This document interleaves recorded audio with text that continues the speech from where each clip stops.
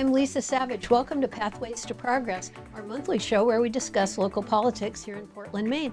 I'm here with two city councilors. We have Roberto Rodriguez and joining us for the first time, Councilor Kate Sykes. So welcome.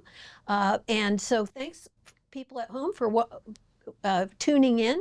We're going to talk a little bit about what it's like to be on the council, because this is Councilor Sykes' first year, but we're also going to return to the short-term rentals, or also known as Airbnb's issue today, because voters will be seeing that on the ballot in November, which is coming right up. So thanks for being with me today and taking the time out to do this. How have things been going with your, do you mind me asking about your health? How's your health?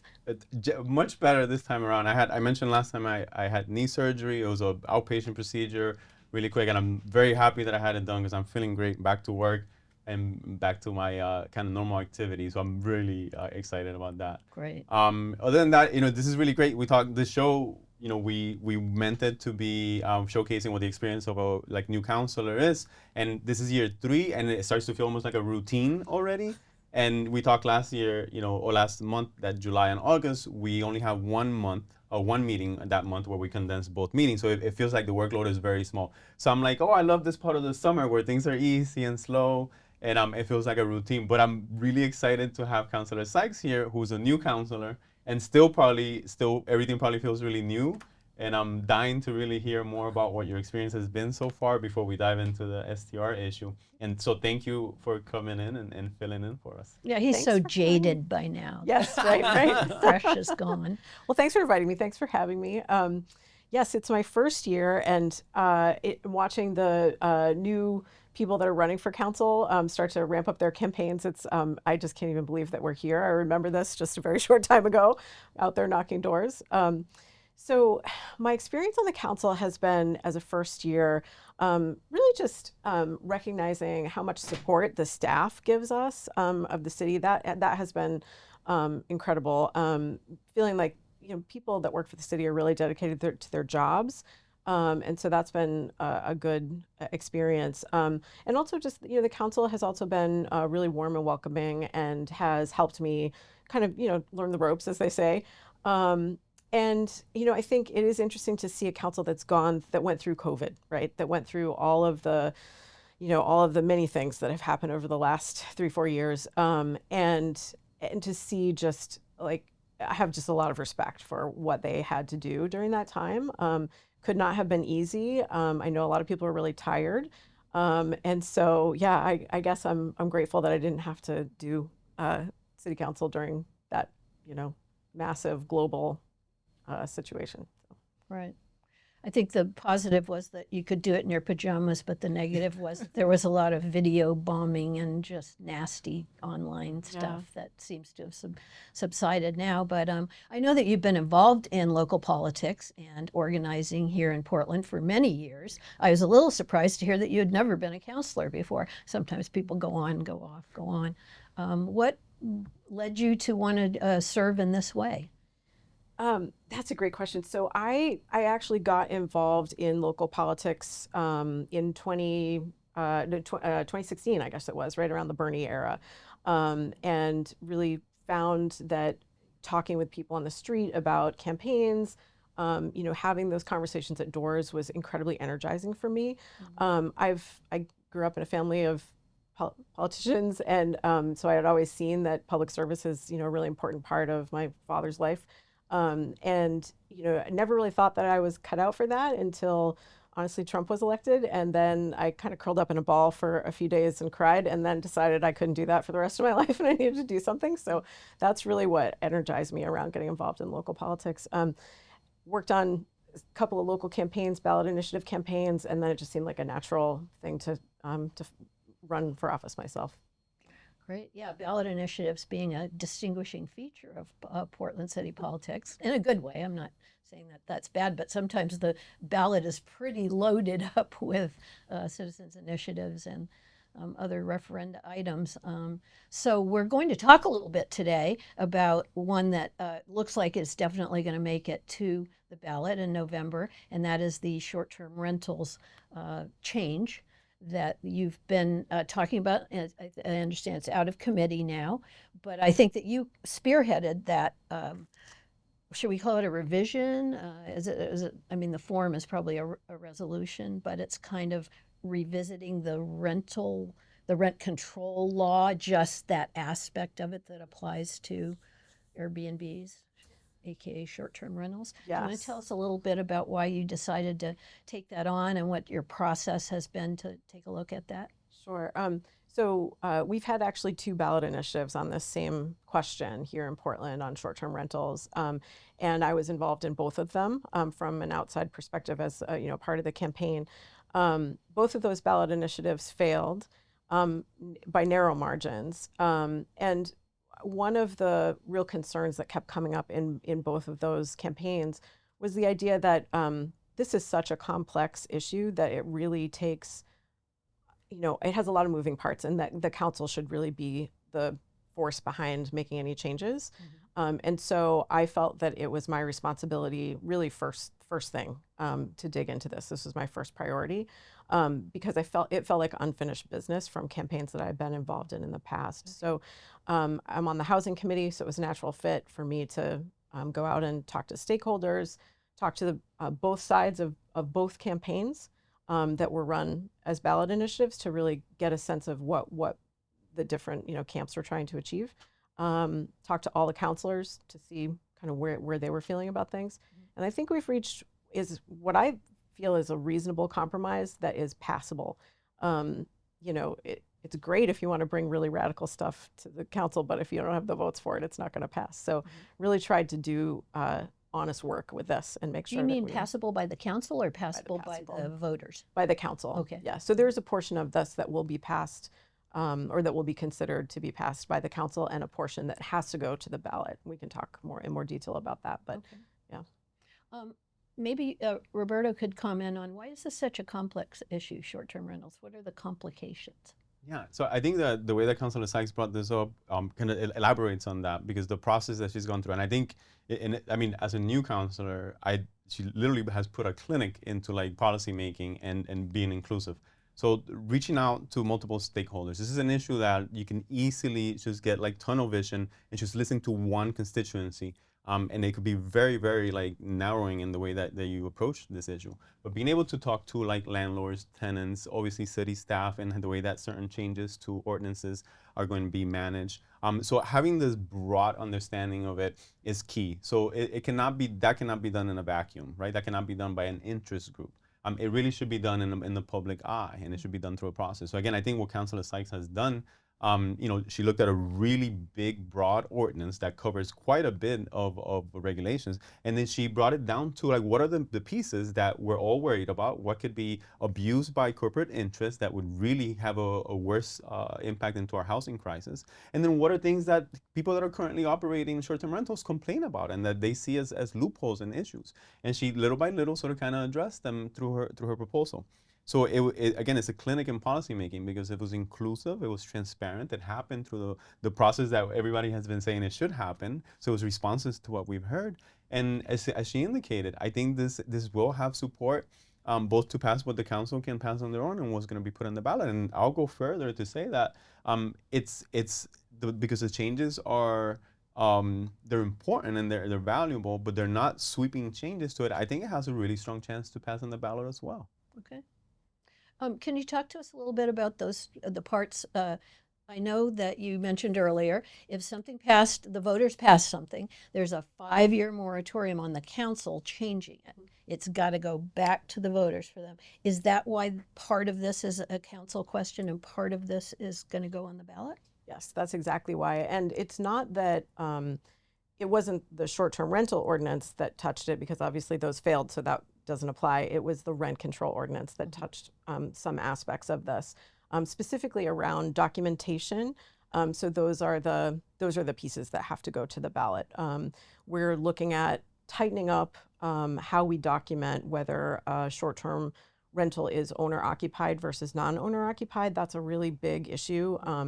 And honestly, I think it's there's a lot of people that are going around that that requirement. And so I think tightening that up is actually going to pull a lot of those short-term rentals that are out there illegally back onto the long-term rental market. So I think that's going to satisfy the need to put some more housing out there without having to reduce the cap that we have right now by a significant amount. I think just by doing stronger enforcement and better documentation, we'll get there. Okay.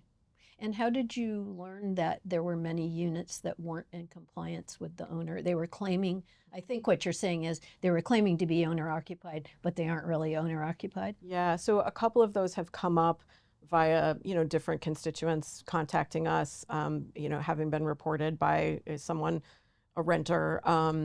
And, you investigate those and you start to see, yeah, this isn't, this really isn't an owner occupied unit. And so we're moving, do you want me to talk a little bit about the details? Yeah, definitely. So we're moving towards using the homestead exemption as the proof of owner occupancy. So that is a pretty high bar. And it's also something that is easy to verify because we can look that up on the assessor's website here at the city of Portland. And honestly, if you're going so far as to, illegitimately claim that you have a homestead exemption, you're committing tax fraud. And that's something far beyond the, just saying you live somewhere. So we feel that that's an appropriately high bar to prove owner occupancy. Great. Well, normally Warren, our director, and Warren Edgar, go out into the street and ask people their opinions about whatever we're going to be discussing on the show. But we did that last month. And the viewers have seen that or can go back on the YouTube and watch it. So I thought maybe I'd take a slightly different approach. It's a little dangerous, of course. The comment section of the Portland Press Herald, that's like, you don't want to get into that quicksand. But I often am on Reddit, and I'm part of the Portland, Maine subreddit. And short-term rentals comes up from time to time. And so I did a little reading back within the last, I think I said it for a month, maybe year, but I think most of these comments were about a month ago, 2 months ago, and just pulled a couple of comments that seemed to me representative of opinions that have been expressed in that venue. So with your permission, I'd like to share one of those and just get your reactions to it. I'm not going to divulge who wrote it or anything. We're not going to put it up on the screen in case you Redditors at home are going, oh my God, they're going to see my comment. Well, this is probably the most constant one, I would say. Why we allow short-term rentals that actually take long-term housing off the market during a housing crisis is beyond me. It's like making exceptions for wealthy people that allow them to water their lawns and fill their hot tubs during a drought. Is it like doing that? I think unregulated and abused, yeah, that certainly would be the way you characterize it, or at least close to it. I think it's a reality. I think short-term rentals exist. I think Airbnbs have been out, and municipalities have had to deal with how to regulate it. And then Portland took that on several years ago when they first came out with the initial regulations, and now we're revising them. I think it's just a reality where we are, particularly in a municipality where tourism is such a big part of our economy. And I would push back perhaps on the idea that it's only wealthy people that are taking advantage of this type of business. I think that, yeah, I agree, right? Like, I don't think it's an entry-level business, entrepreneur thing. But I do think that it is just something that the average Portlander has done if they have an extra unit in their home, or if they're able to rent out a space and they're making income out of it. And it's like every other business, it has its overhead expenses, and people have to run a budget and run it, accordingly to the laws. So it's just part of the reality of the municipality. And so what we're trying to do is just make sure that people don't take advantage of it. Mm-hmm. Okay. I agree. That it's taking housing stock off the market in a housing crisis. Absolutely. Yeah. And if I had my way, I mean, this is, you get elected and you have your own ideas about things, but like I said, if you don't have the votes, it doesn't pass, right? So I would like to see that, that we have no non-owner occupied units allowed in Portland. That would be my preference.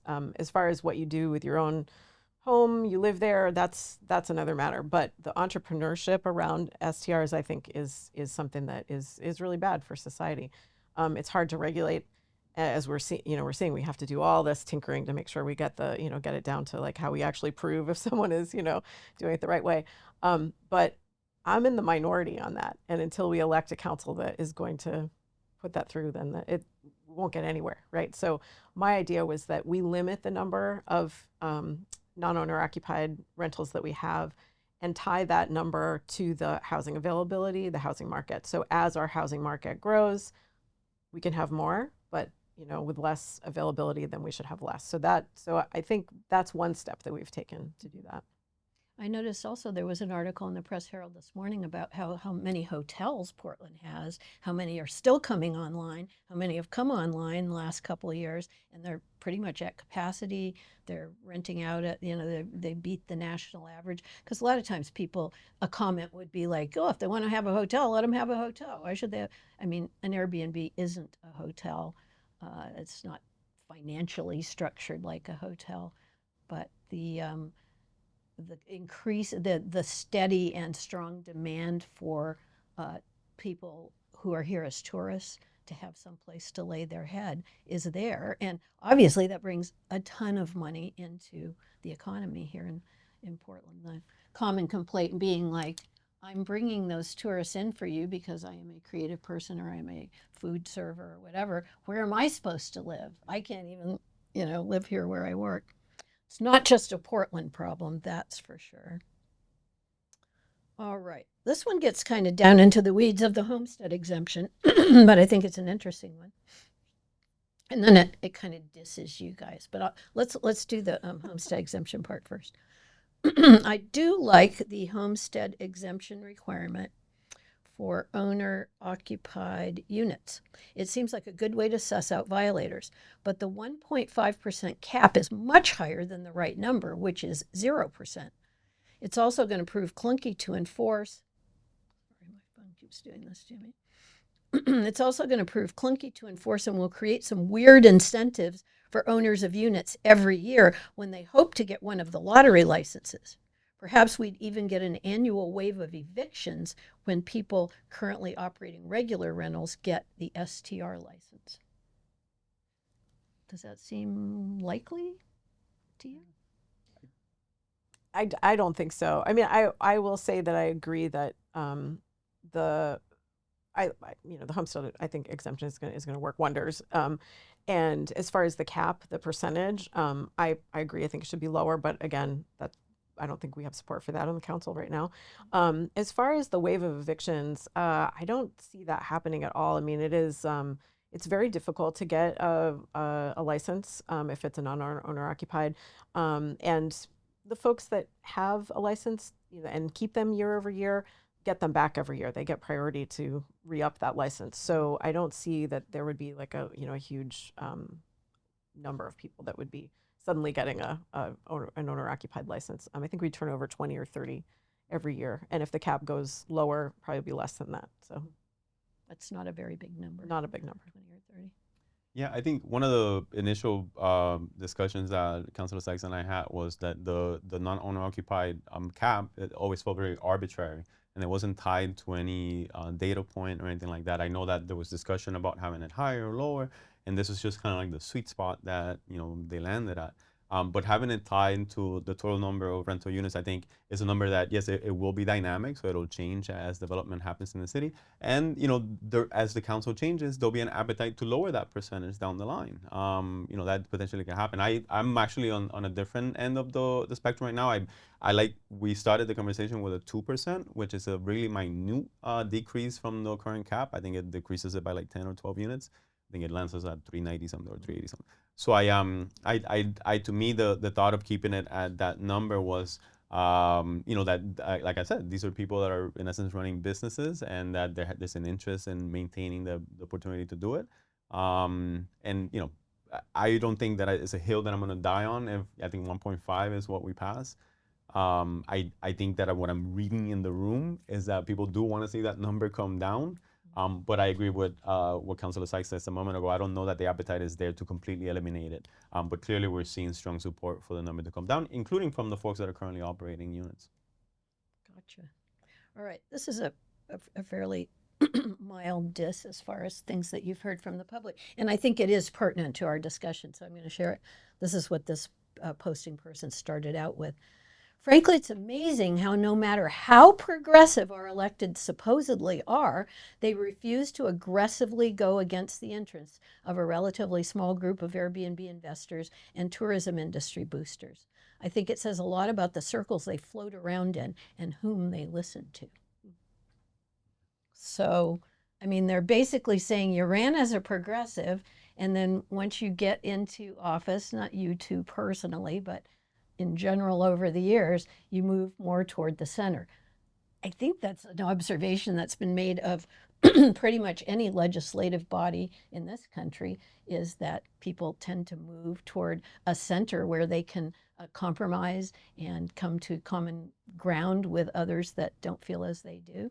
Do you think it's fair to say that you're favoring Airbnb? It doesn't sound like there are enough Airbnb owners for it to really be a huge factor. I'm guessing the tourism, there's a lot more energy behind, hey, tourism is our economy. We need to protect that and support it. Yeah, I mean, the when you get into, I think you have to concede certain things when you get into office. The one thing is that you're powerless as an individual, right? You work with 8 other elected officials in a 9-member body, and you need a majority, right? Our current rules dictate that you need a majority. So there is some, you do have to concede on some things. I think that I would push back, at least from a personal perspective, that my values, my morality has never been compromised. I think I have done, I think that LD 2003, I think the encampment resolution, I think our public finance regulations, I think that these are things that I worked personally on to pass, and these are progressive issues.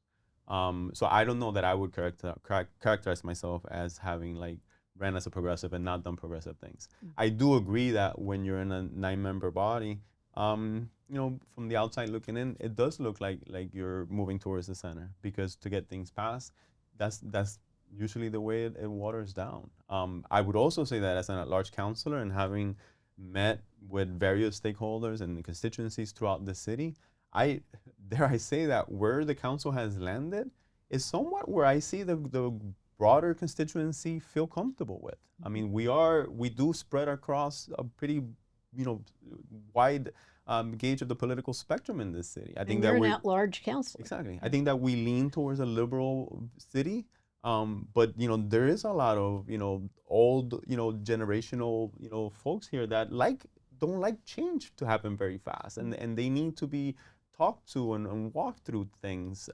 particularly when they're tied to things that they're seeing change happen so fast in their city. So I think that it appears from the outside like we all move towards the center, but I think it's just what, as you mentioned, what happens when you're in a group of people that have to find a consensus. I think I recall that in some past discussion about probably short-term rentals, you said here on the show that you had heard from the Peaks Island people, and you were like, oh my gosh, I represent Peaks Island too. And they have, of course, their own very unique and pretty long, it's like a legacy thing of how they managed to live on Peaks Island and manage the tourist influx on Peaks Island and so forth. So, as a school board member, learning the value of the islands and the role that they play in this city, that's a lesson I learned many years ago, and continue to kind of dive into different layers of what not just the economy, but just the reality of the life of folks that live in the islands, and how, as a representative, particularly a large one, how that could easily be, you can have blinders and not pay attention to that. Sure. But they're really, really important members of our community. And in this issue in STR, we hadn't even gotten into it. There's some key components of how this affects the islands as well. What's your view? I mean, you've been on the council for a much shorter time. Do you feel that you have you've been able to bring your progressive values to the work, or not? Or are you going to a lot of cocktail parties with big real estate developers who want to send you and your family on an all-paid vacation? I'm kidding. I don't think either of you are doing that. But when I read a comment like that, to me, that's kind of the subtext. Sure. I think I probably would have leveled that comment at myself, 4 years ago, okay. Right? So when you get into the mix, you see that you are powerless alone. And that doesn't mean that you compromise everything. There are sometimes, if my one vote will be the thing that tips it over, oh, you better believe it, that'll be the vote, right? But we can't just have nothing done, right? So we have to make some progress, right? And with this issue in particular, I think we have to really come back around to understanding that the real enemy is not our fellow Portlanders who are renting short-term rentals, right? Okay, the real enemy is the corporations who benefit from this, the Airbnbs, the VRBOs, and they've been really good at dividing the working class on this issue. And that's what it is. I mean, these are not uber wealthy people that are renting short-term rentals. I mean, yeah, sure, there may be a few developers that have, multiple, but for the most part, these are working class people who just want to live in Portland and be able to pay their taxes.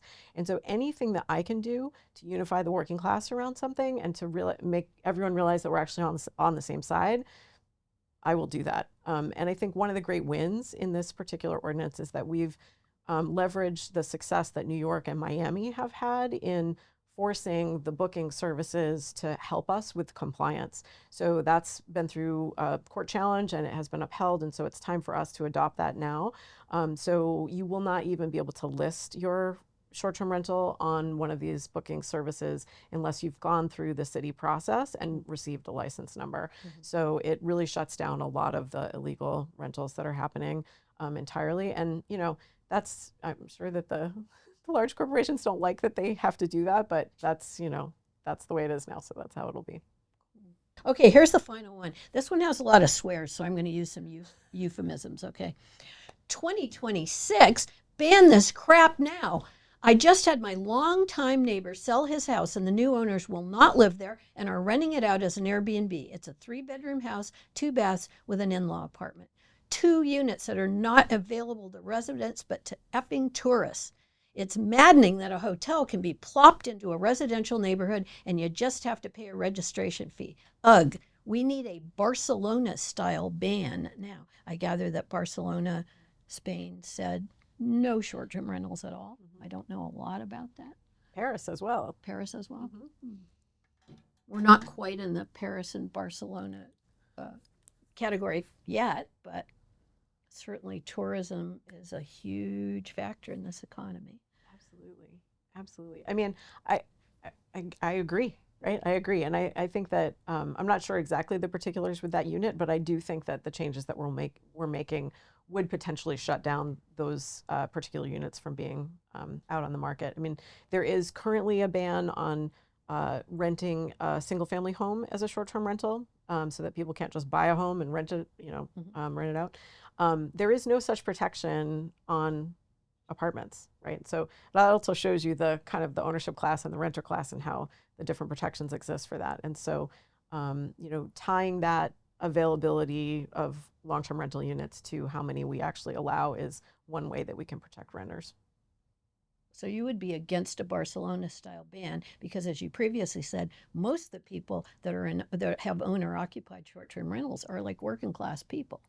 They are not speculators or owner-occupied. Yes, but non-owner occupied, we could do away with those, and I would be fine with that. Okay. Yep.